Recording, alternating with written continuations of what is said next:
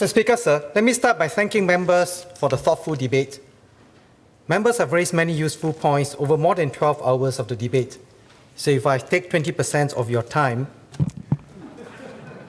there will still be 80% of your points that will not be addressed. But my respective ministry colleagues will review them. Now, keeping the pandemic under control remains our top priority. As I shared last week, we are in a stable position. Cases of infection have dropped.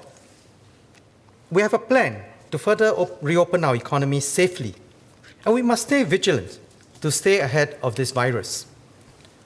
Our economy is showing early signs of recovery. GDP in the third quarter of this year picked up after the sharp contraction in the previous quarter.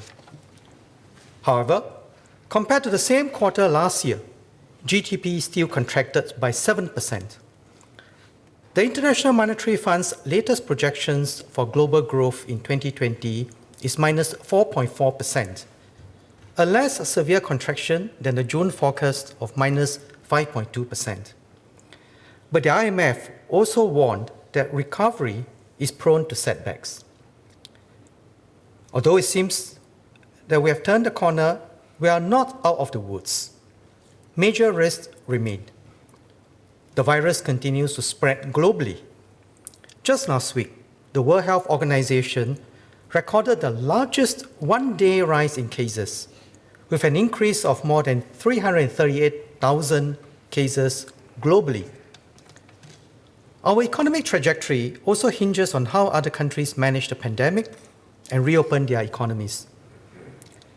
And even if our GDP growth figures rebound, the jobs situation will remain challenging for some time. It is therefore critical that we support our workers and businesses through this crisis. Several members shared their views on the COVID-19 support measures. Let me set out the considerations behind our support during this crisis and into the next 6 months. At the start of the crisis, no one could predict how severe the virus situation would become and how badly our economy will be affected. COVID-19 is both a health and economic crisis. It has caused a simultaneous supply and demand shock as trade links are disrupted and consumer demand plunged. In the face of an unprecedented crisis, our priority was to flow support to as many affected people and businesses and as quickly as possible. The Jobs Support Scheme, or JSS, is one example of this support. Let me assure Mr. Louis Chua that the current design of the JSS already tilts this support towards SMEs, as wage costs form a greater share of their business costs. SMEs, on average, receive more than 5 times as much JSS support per dollar of revenue compared to the average JSS recipient. Together with other schemes, we have committed almost $100 billion, or 20% of our GDP, over 5 support packages. Our schemes and programs have dampened the adverse economic impact of COVID-19. As I mentioned in my ministerial statement last week, our measures are expected to avert a 5.6% loss in real GDP this year and save an average of 155,000 jobs each year in 2020 and 2021. They have also kept our unemployment in check and reduced long-term scarring on our economy. As the COVID-19 situation in Singapore stabilizes, the next pressing task is to help our economy recover. Our support must therefore evolve from resuscitate to rejuvenate.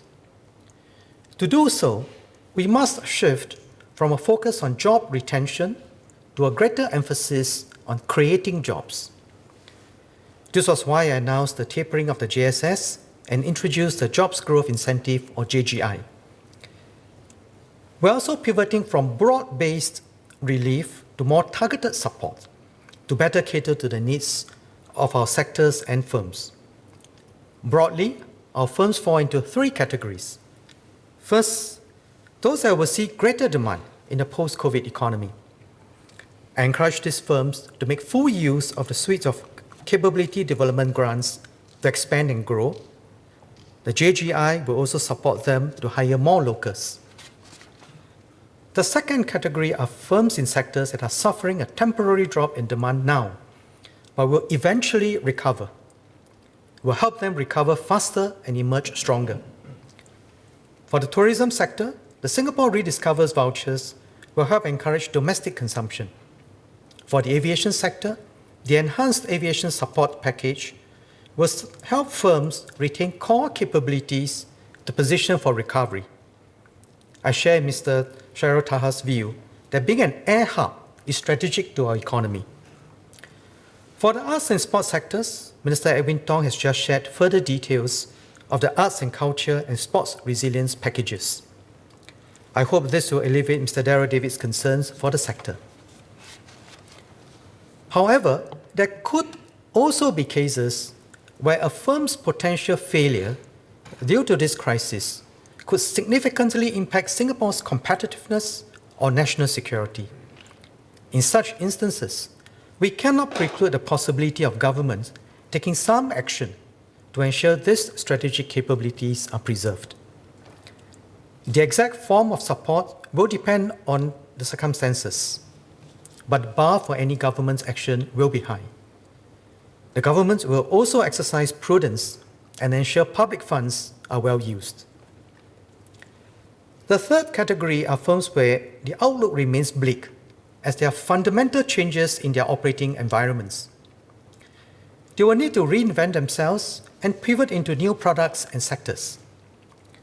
As Minister of State Alvin Tan mentioned yesterday, the government is finalizing a set of measures to support nightlife businesses. These measures will be announced next week. I agree with Mr. Saktiandi Supat that as firms recover, we need to taper support carefully to avoid a cliff effect. In addition to the extensions of financing schemes and payout moratoriums, customized restructuring schemes will also be available for those who need more tailored support. We'll continue to monitor the situation and adjust where needed. Taken together, these measures will help our firms recover in a more targeted and efficient manner. Given the scale of this crisis, we may not be able to save every business and every job, but we will support every worker. We launched the SG United's Jobs and Skills package earlier this year to create opportunities in jobs, traineeships, and skills training. The National Jobs Council has curated 117,500 opportunities as of end August. We are working on the next bout of tripartite efforts to develop more opportunities, and will share more details tomorrow. Mr. Seah Chen asked if we could accelerate job matching for our displaced workers. And indeed, we have been working to speed this up through multiple channels. There is now an SG United Jobs and Skills Centre in every HDB town. We have also held multiple career fairs at locations island-wide. As a result, we have seen a steady increase in placements.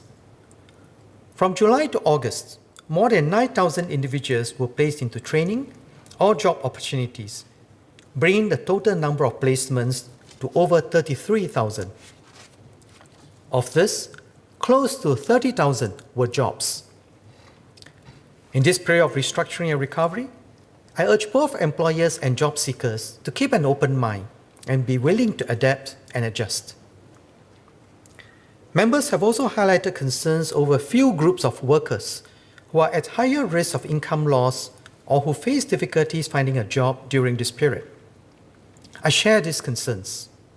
We are fully committed to supporting them. The first group is our mid-career professionals. I agree with Mr. Ip Hong Win that we must intensify our efforts to help our retrenched mid-career workers reskill and find new employment. This is why we introduced additional support for them via the Skills Future Mid-Career Support Package and the SG United Jobs and Skills Package. I also encourage our mid-career job seeker to stay resilient and adaptable. As Mr. Vikram Nair pointed out, creative destruction is inevitable. Some jobs may never return. changing industry, and potentially taking a pay cut for now is certainly painful, but will put you in a better footing in a post-COVID economy. At the same time, I urge companies to be receptive towards hiring mid-career workers. They have much to offer with their wealth of experience. With the JGI, eligible companies will also receive higher government funding at up to 80% of the salary of each new local hire aged 40 and above. Ms. Denise Paul will be pleased to know that this same 50% support is also available to employers who hire persons with disabilities, regardless of age. I also agree with Mr. Murali Pilay's idea to extend the 50% JGI support to ex-offenders. I've asked the Ministry of Manpower to take this up, and they will announce more details in due course. Another group of concern is our self-employed workers, as Mr. Dennis Tan and others have highlighted. This was why we introduced the Self-Employed Person Income Relief Scheme, or SERS, to provide relief to those with less means and family support. By the end of this month, over 195,000 of them would have received 3 payouts, amounting to $9,000. The 3 payouts were sized to cover affected self-employed persons till end December 2020. The government is studying how to continue supporting this group of workers beyond 2020. But like other support schemes, we will need to taper towards normalcy. We'll provide an update before the end of the year. Another group we are watching out for is our lower wage workers. I agree with Ms. Shara Chan that we need to extend holistic support to uplift our lower wage workers. Indeed, many of them are in the frontline service jobs which have been disproportionately affected by the pandemic and safe management measures. For those who are retrenched, we'll support them under the SG United Jobs and Skills Initiative. So far, we have facilitated the placement of 17,000 non-PMAT workers into new jobs. This is more than 50% of the 30,000 placements facilitated at end August. As mentioned in my ministerial statement last week, we'll expand PWMs to more sectors over time to benefit our low-wage workers while making sure that businesses can absorb this change. I agree with Senior Minister of State Zaqy Mohamad and NTUC Deputy Secretary General Dr. Koh Poh Kun for the cogent explanation on the strengths of the progressive wage model. Indeed, we should avoid a blunt approach, especially when we are in the midst of battling this crisis. Let us focus on supporting our workers and businesses, especially SMEs. I commend our tripartite partners for agreeing to form a tripartite work group on lower wage workers to study how to expand the PWM model to more sectors and to push for greater productivity growth. I fully support this tripartite partnership and look forward to their recommendations. Besides the progressive wage model, we also have the Workfare Income Supplement, or WIS, which Mr. Fahmi Aliman mentioned. This boosts the wages of our workers who earn below $2,300 monthly with an income supplement of up to 30% through cash and CPF payouts. PWM and WIS must be seen as an integrated package. Take 65-year-old Auntie Gyok, for example. She works as a cleaner and earns $1,500 each month, thanks to the PWM. On top of that, she receives workfare payments at $333 per month. Taken together, she has a monthly income of at least $1,800. And Auntie Gyok also benefits from the one-off workfare special payment of $3,000 this year to help tide through this difficult COVID period. Besides our at-risk and vulnerable workers, we are aware that COVID-19 has affected the livelihoods of many Singaporeans at large. For those who faced job or income loss we provide relief through the COVID-19 Support Grant, or CSG.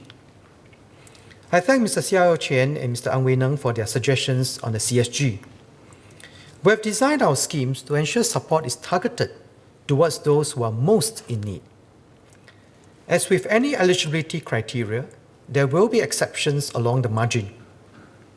For individuals with extenuating circumstances, we exercise flexibility when we consider their appeals. We have also extended the CSG to 31st December 2020. As suggested by Mr. Leon Pereira, in our recent extension of CSG, we have required applicants to actively participate in job search or attend training. Given the continuing impact of COVID-19 on jobs, we are studying how best to support our worker in this crisis and how to link support to job search and reskilling so as to better protect the welfare of our workers. In summary, let me assure members that we remain determined to support our firms and workers through this period. While we have made a shift to prepare our firms and workers for recovery, we recognize that COVID-19 situation remains uncertain. We'll continue to monitor the situation closely and provide additional support where necessary.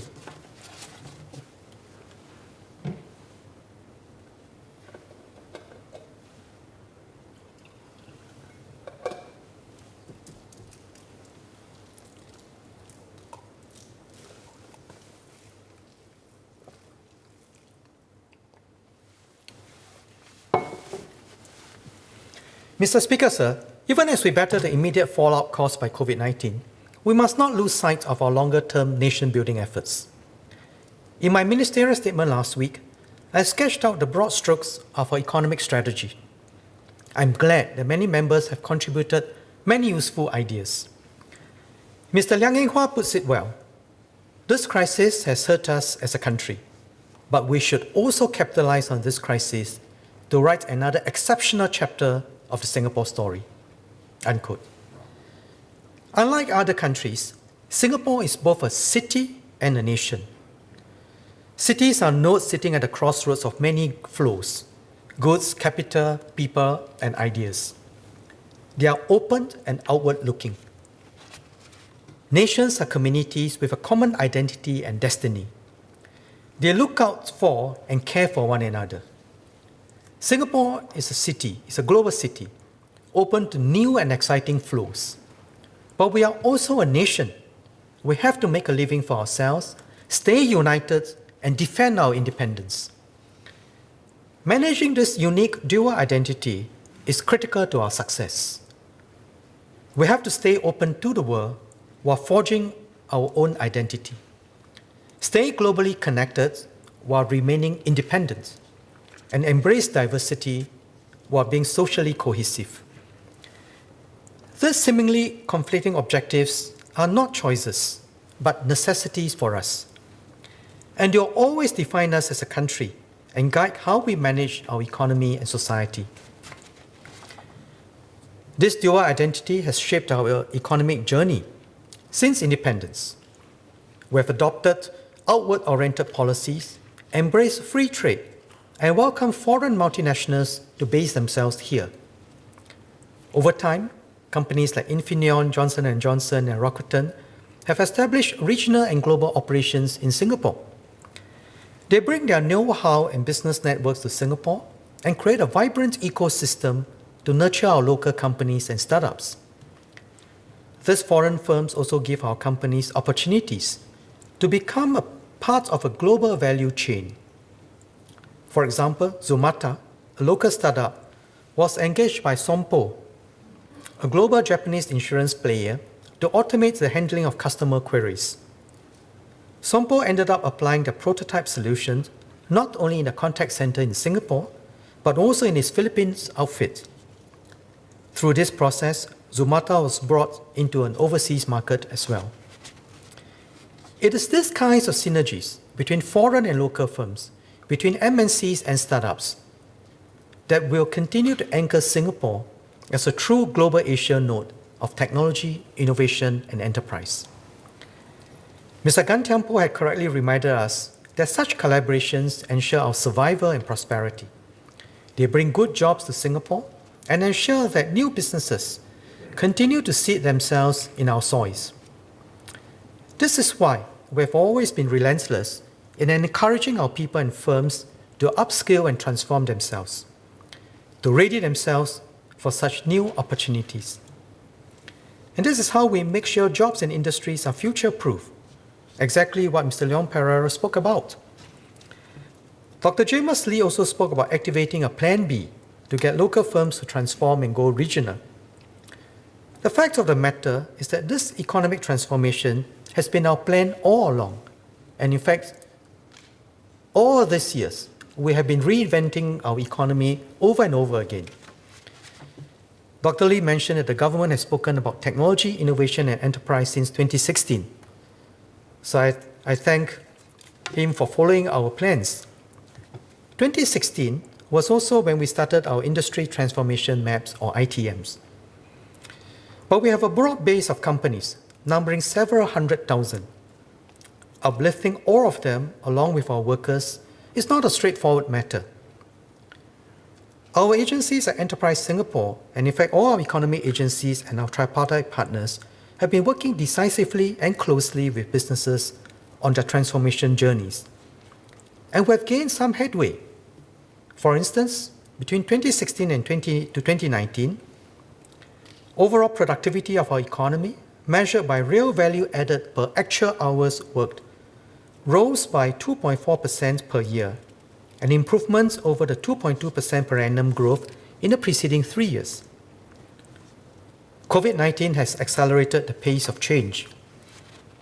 It has given us added impetus to help our businesses find new opportunities and take new strides. And I know businesses are doing what they can. Business owner I spoke to tell me how they are working to transform their operations and upskill their workers. And we'll double down on our efforts to support them in this journey. And this is what the next iteration of ITMs seek to achieve. We're consulting widely across industries and firms as we refresh our ITMs as part of our preparation for ITM 2.0, as Mr. Edward Chia mentioned yesterday. And many members have given helpful suggestions. Mr. Chia raised a very good point about how supply chains are being reimagined and how this is a good opportunity for our firms to further expand themselves into the region. To support our firms, we have a range of schemes, including, amongst others, the Market Readiness Assistance Grants, the Enterprise Development Grants, and the double tax deduction for internationalization. Mr. Chia's other point on how innovation can be augmented by the two-fold engine of technology and design is also useful. This will help our firms differentiate themselves in this age of the online marketplace. Another way firms can differentiate themselves is to offer innovative products and services born out of cross-cluster synergies. Ms. Jessica Tan and Mr. Sean Huang had insightfully observed that we need to recognize and harness adjacencies across industries and across jobs. And indeed, that's what we are doing. The 23 ITMs are now clustered into 6 clusters, and we are seeking to look at the synergy within clusters and across clusters, as well as the impact that digitalization has across all clusters. So all this will bring about the potential for systems-level innovation across our economy. So I urge our firms to tap on platforms like the Open Innovation Platform launched by IMDA. It allows companies to crowdsource innovative solutions from over 9,000 companies for their challenges. And we have seen very successful partnerships. Teho Ropes and Supplies is a local firm that provides system solutions to the marine and offshore industry. And through the platform, it was matched with Ant Vision, a local AI startup. Ant Vision tapped on its experience in supply chain and logistics solution to build a machine learning system for Teho that automated the labor-intensive customer quotation process. At the same time, Ant Vision built on this newly gained domain knowledge to develop a new product and segue into the maritime sector. The green economy also presents opportunities for firms to seize early mover advantages. These opportunities range from clean energy solutions and low carbon technologies to innovations in the built environment and the development of green financial tools and markets. We invested R&D in these areas early as part of our 2020 Research, Innovation and Enterprise plans. The next step, as Ms. Cheryl Chan rightly identified, is to equip our people with the know-how. Work is underway on this very important area. For example, we've set up the Energy Efficiency Technology Center to offer training programs on top of existing Skills Future courses that will train Singaporeans in sustainability sectors. Mr. Speaker, sir, the heart of our economy is our people. The objective of growing our firms is ultimately to create quality, well-paying, and sustainable jobs to benefit Singaporeans. Ms. Fumiha highlighted a pertinent point that the future of work may be very different post-COVID-19. The rise of digitalization and the gig economy will make the job market more volatile. Job types and work arrangements will also evolve, as Ms. Yeo Wan Ling and Mr. Louis Ng have pointed out. At the same time, Singapore is facing an aging population. Our current old age support ratio, defined as the number of working age adults compared to the number of seniors aged 65 and above, is 4.3 to 1. This is a current number. By 2030, this ratio is projected to become 2.7 to 1. Put another way, each adult will need to work twice as hard to support our seniors in 2030. Or we can work twice as smart.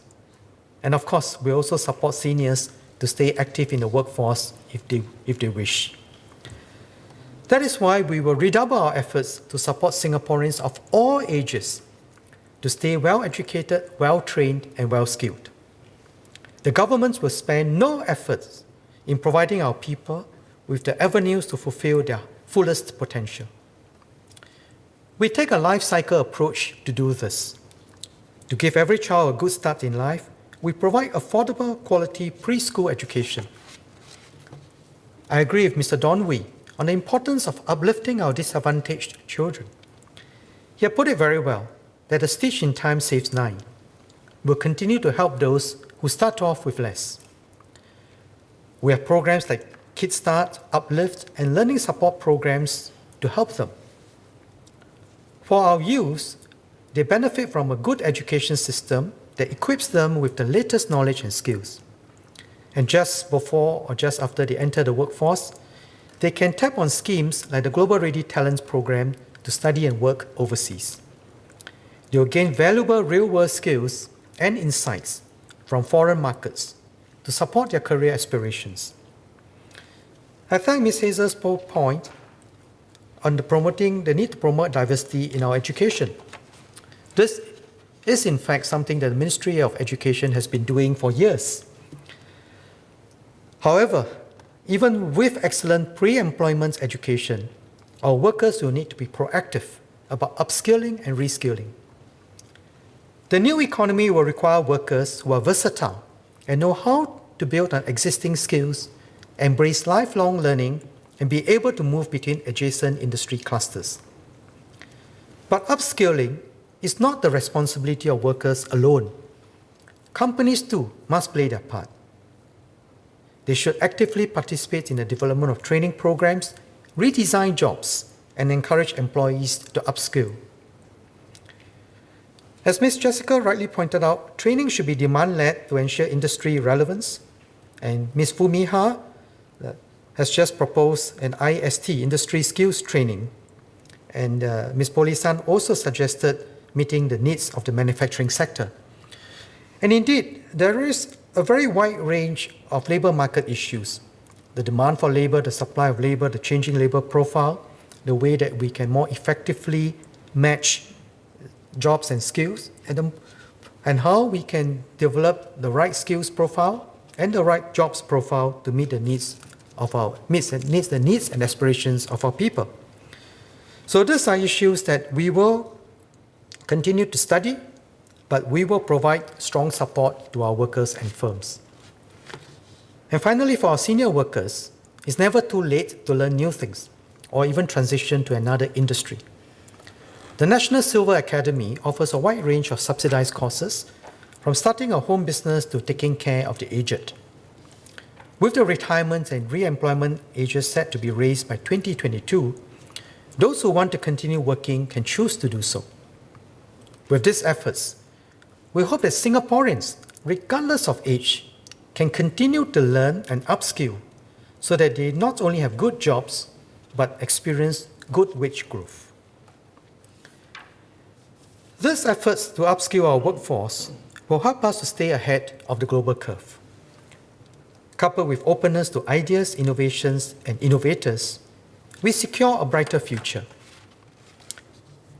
As a global city, our economic competition and collaboration are with other global cities like New York, London, Frankfurt, Shanghai, Mumbai.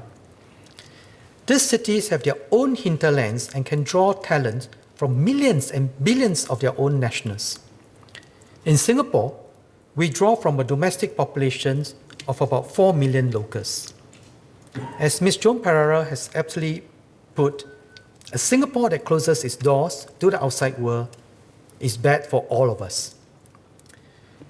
As the global economy undergoes changes driven by technology and innovation, it is even more critical that we assemble the best possible team to stay useful and relevant to the world.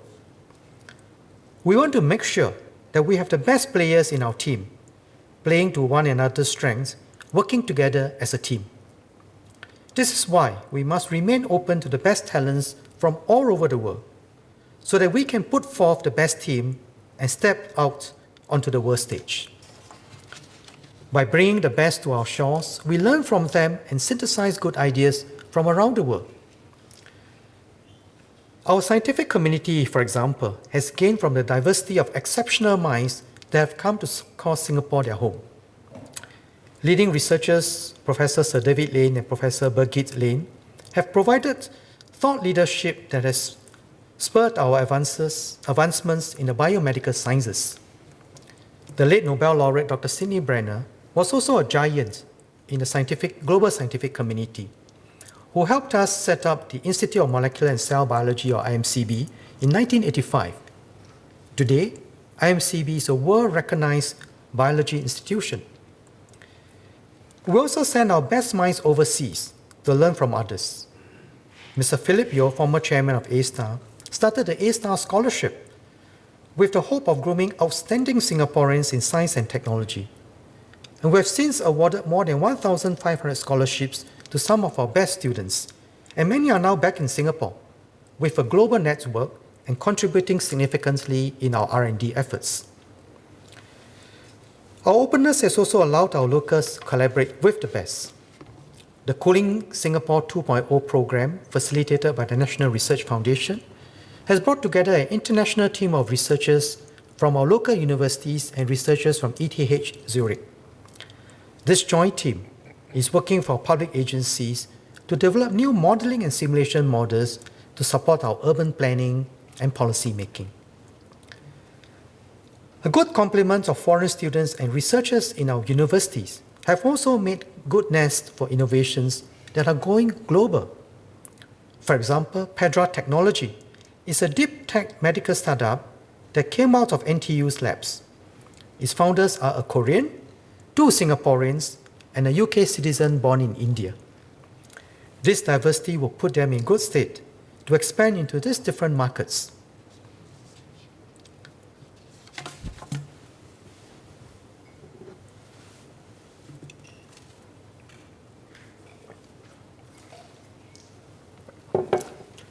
Mr. Speaker, sir, I started by speaking about how Singapore is unique in our dual identity as both a global city and a nation.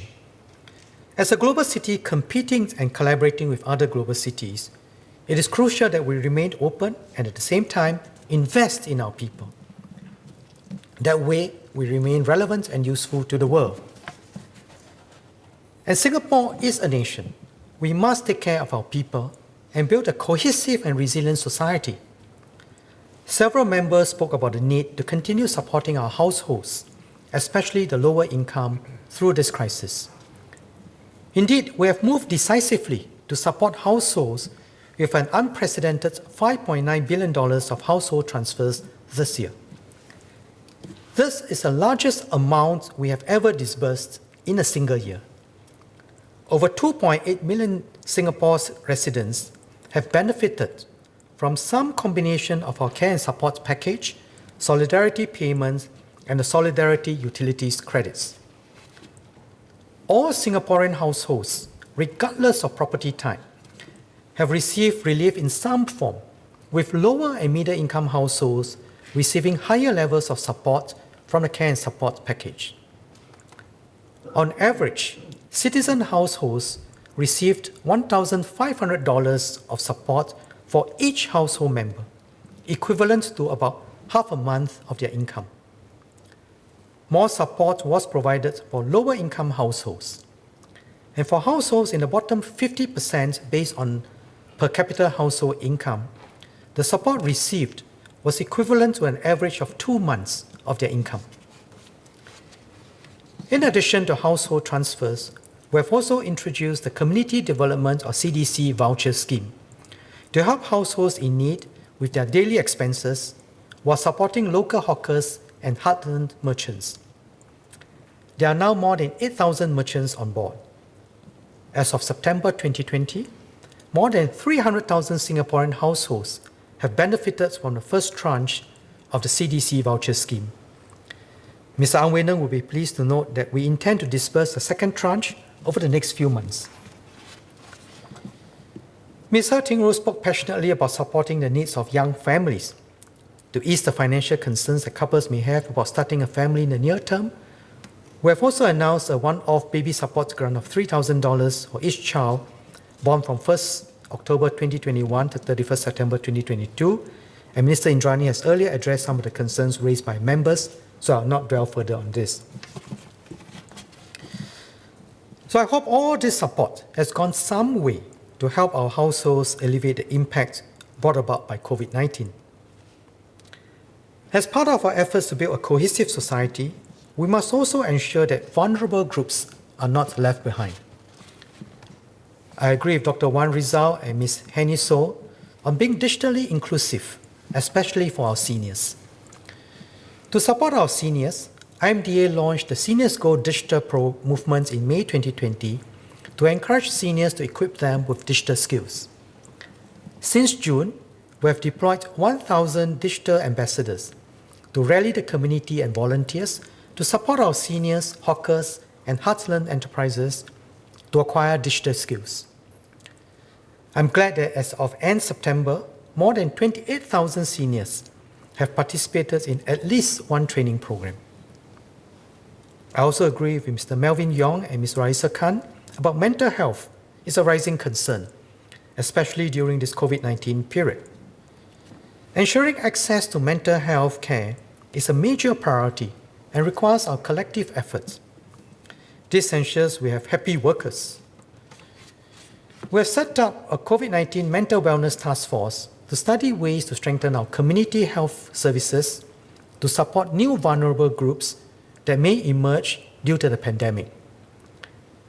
As one of the initiatives under the Singapore Together Action Networks, we have also set up the Youth Mental Wellbeing Network.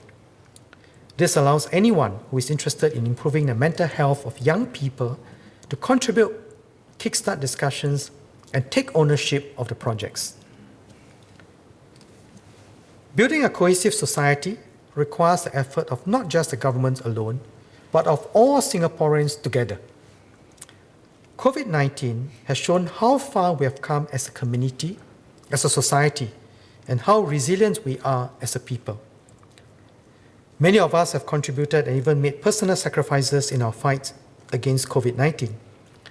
I thank all Singaporeans for doing your part. This is why we're in a more stable position today. I'm glad that there continues to be many ground-up community movements to help those in need.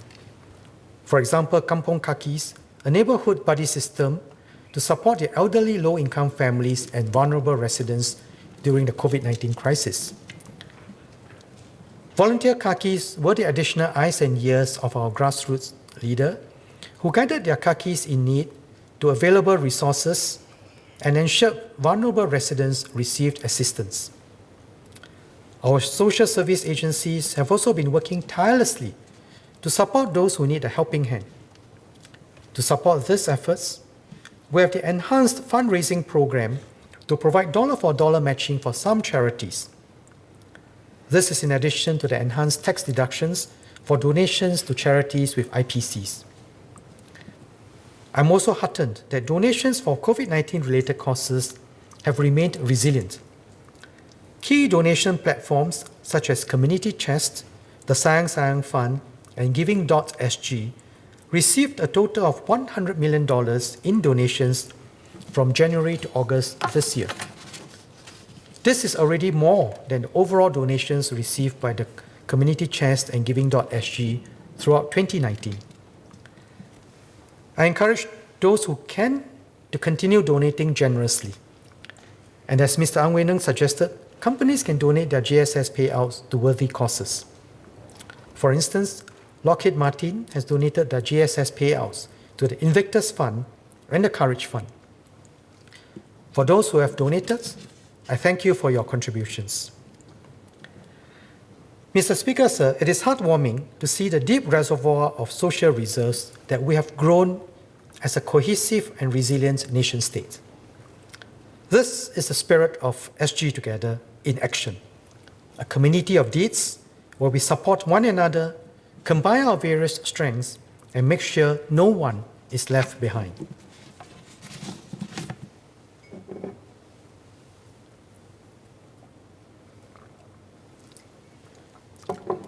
Let me now turn to the points made by members on our fiscal situation. I mentioned earlier that Singapore is both a global city and a nation. As a nation, we have spending priorities that cities do not have. Yet, unlike other cities, we do not have a federal government to bail us out.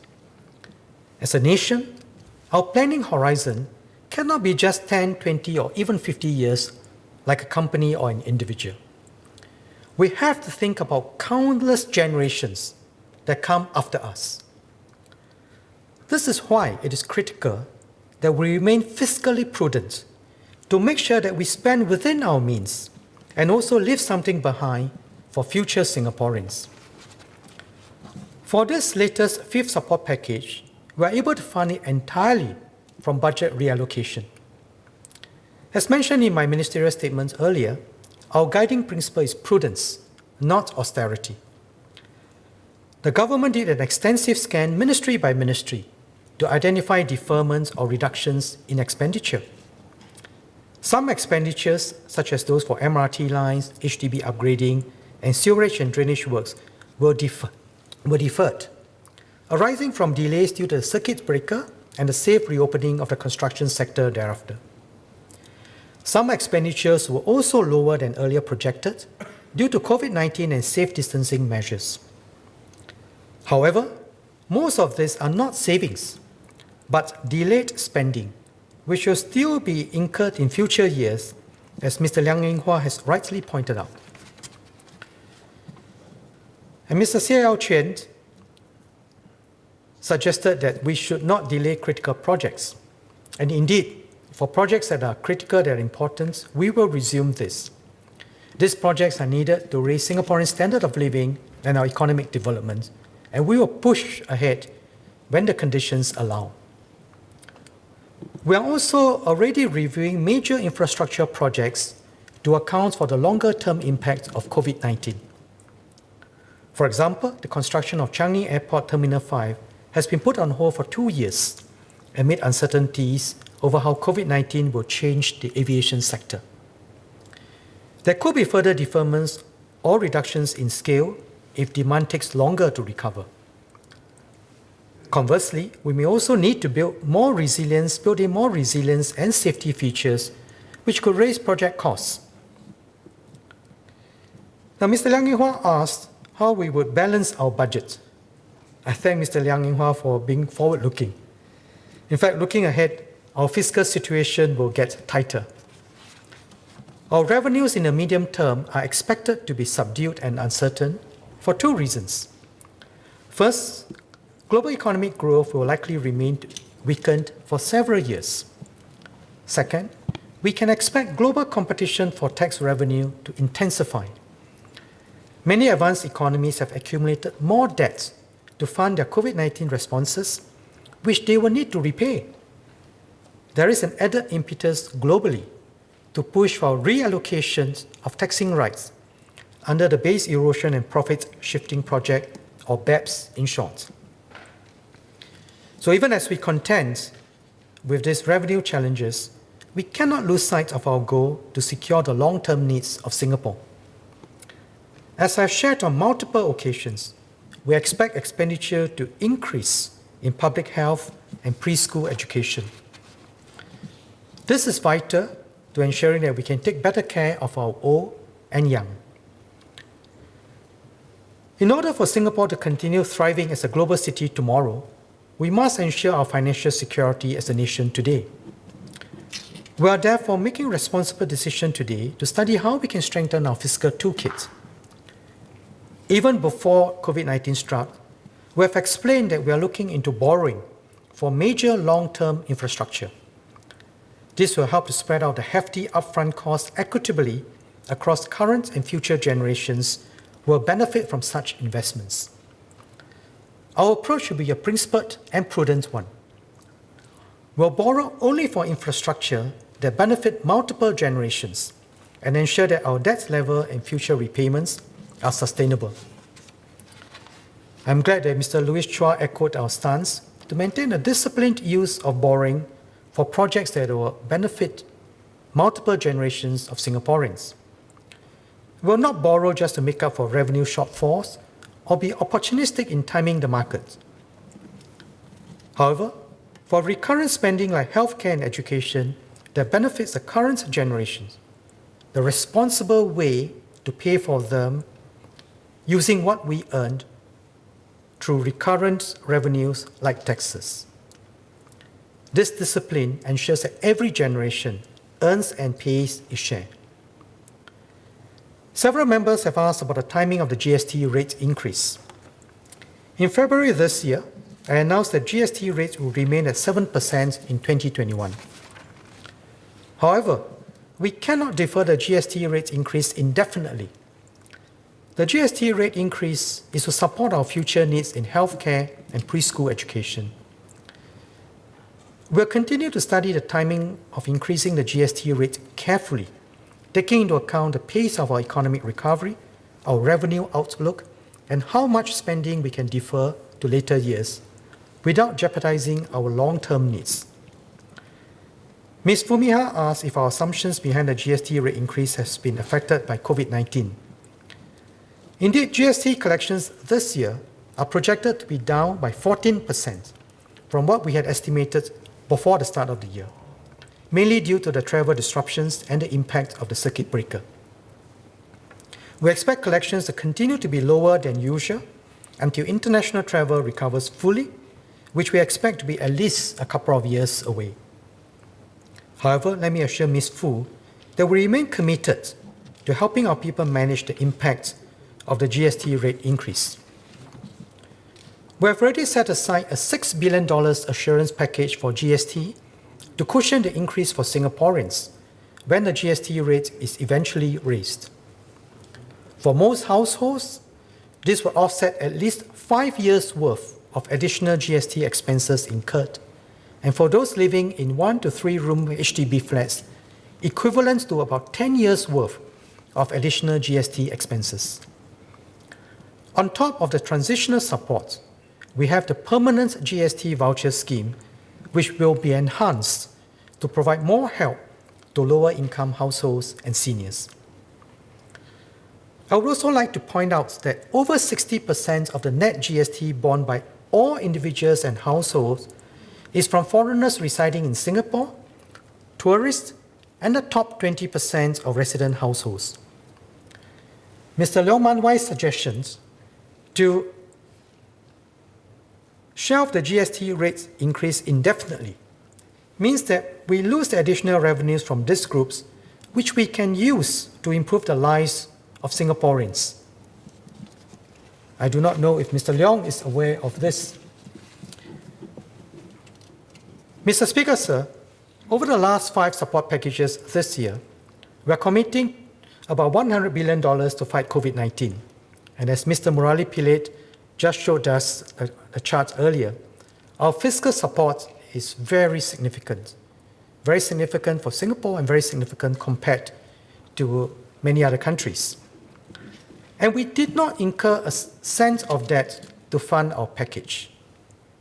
This is unlike many other countries which had to borrow further to fund their COVID-19 response, despite being already at high levels of debt. In Singapore, we are fortunate to have a rainy day fund built up over generations that has allowed us to mount a quick and strong response. We are drawing up to $52 billion from our past reserves to fund the support packages. Several members have asked for clarifications on this $52 billion draw, so let me address them. Mr. Louis Chua asked how the draw on reserves would impact the net investment returns contribution, or NIRC.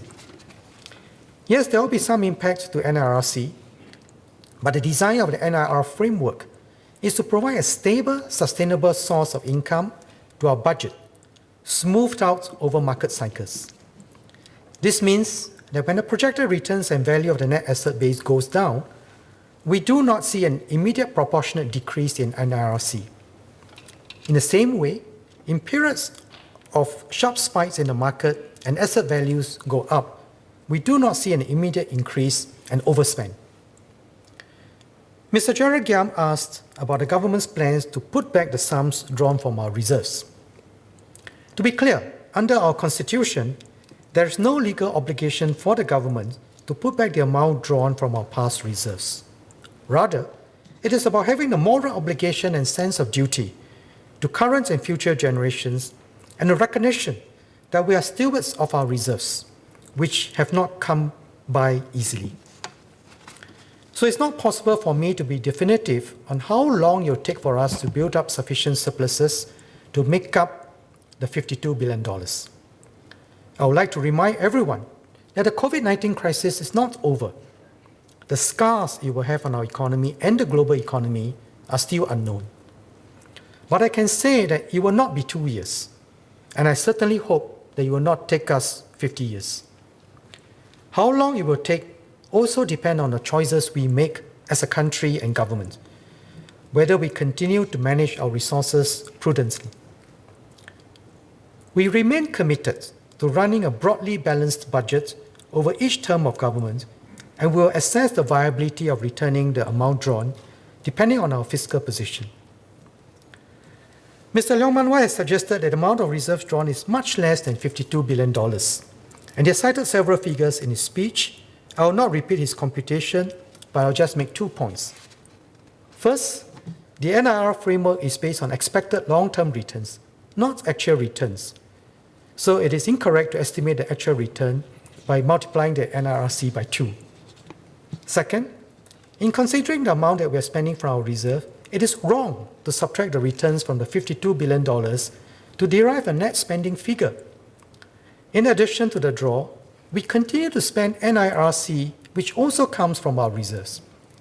And furthermore, the amount drawn from the reserves would have generated returns in perpetuity without a draw. So the draw of $52 billion is unprecedented, and no one should downplay its size or significance. The COVID-19 pandemic has shown us how our reserves allowed us to remain nimble in times of uncertainty. When I delivered the Unity budgets in February, we did not foresee a need to draw on our past reserves. In fact, Mr. Pritam Singh said at the debate then that the government had, and I quote, the privilege of far more budgetary elbow room, both political and fiscal, than any previous government in Singapore's history, unquote. In a short span of 100 days since the Unity budget, when Mr. Singh made these remarks, we have delivered 3 more budgets and had to propose a draw of up to $52 billion from our past reserves to save lives and livelihoods. Therefore, as you can see, we face great uncertainties. It is too early to conclude that we have unlimited space. So we need to be more circumspect when it comes to using more reserves, as we are confronted with greater uncertainties ahead.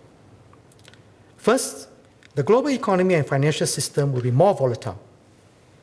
The build-up of debt globally introduces instability in the financial system, which can lead to or exacerbate crisis. Second, we are seeing increasing risk of geopolitical conflicts and deglobalization. And third, scientists have warned of the risk of another serious international epidemic caused by a new unknown disease, Disease X. Not if, but when. So I'm sure that we all want Singapore to be here for the long haul. As long as Singapore continues to exist, the question is not whether there will be an externally induced crisis, but when.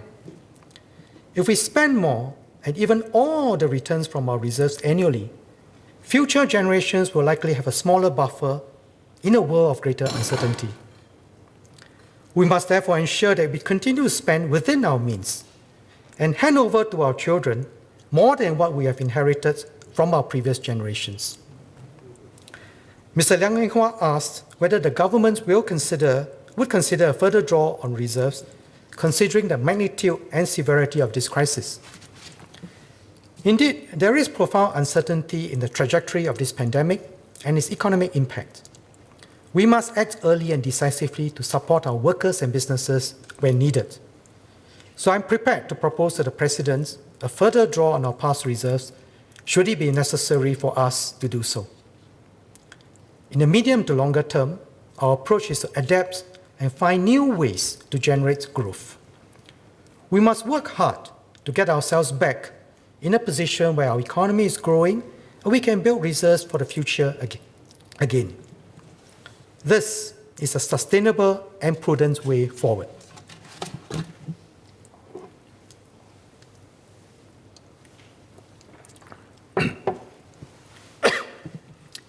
Mr. Speaker, sir, let me conclude. This COVID-19 crisis is a test of how far we have come as a global city and a nation. How we respond will determine how far we will go. Singapore's dual identity as both a city and a nation has given us agency, nimbleness, and unique strengths. But it has also conferred upon us some unique challenges, which we have turned into successes. In the face of new threats and opportunities, we must continue to stay open as a global city, yet closely knit as one people and one nation. Over the next few months, we'll continue to study ways to help our businesses and people emerge stronger. Our consultations for Budget 2021 have already begun. The Emerging Stronger Task Force is pressing on with the Alliances for Action to seize growth opportunities for Singapore, even as we deal with COVID-19. I have also set up teams to look into how we can better support workers and households in a post-COVID world. Our battle with COVID-19 is far from over, and the road ahead in a post-COVID world will be uncertain.